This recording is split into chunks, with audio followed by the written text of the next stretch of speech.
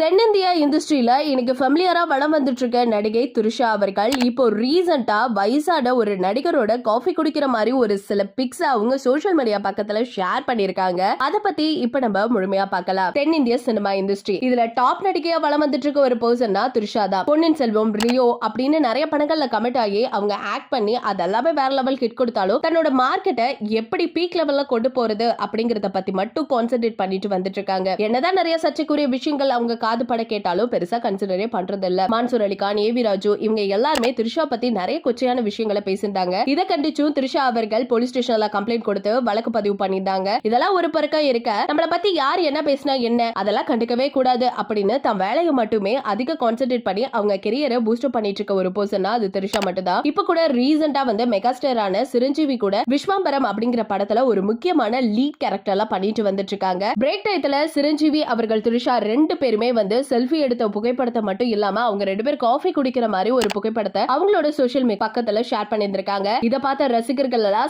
செம்ம ஹாப்பி ஆகி அந்த ஒரு பிக்க ஷேர் பண்ணிட்டு வந்துட்டு இருக்காங்க. முக்கியமா சொல்லணும் அப்படின்னு கேட்டா த்ரிஷா எந்த ஒரு மேக்கப்புமே இல்லாம அவங்க எப்படி சிம்பிளா இருப்பாங்களோ அதே பிக்ஸ ஷேர் பண்ண ரசிகர்கள் எல்லாருமே த்ரிஷா இப்பயும் அழகா இருக்காங்கப்பா அப்படின்னு கமெண்ட் செக்ஷன்ல பயங்கரமா ஷேர் பண்ணிட்டு வந்துட்டு இருக்காங்க. நீங்க இத பத்தி என்ன நினைக்கிறீங்க அப்படிங்கறத மறக்காம நம்ம கமெண்ட் செக்ஷன்ல ஷேர் பண்ணிக்கோங்க. நீங்க த்ரிஷா ஃபேனா இருந்தா மறக்காம த்ரிஷா எப்படி இருக்காங்கங்கிறதையும் எங்க கிட்ட ஷேர் பண்ணுங்க. இது போல பல அப்டேட்ஸ் நம்ம தெரிஞ்சுக்கணும் அப்படின்னா நம்ம சேனலை சப்ஸ்கிரைப் பண்ணி வச்சுக்கோங்க.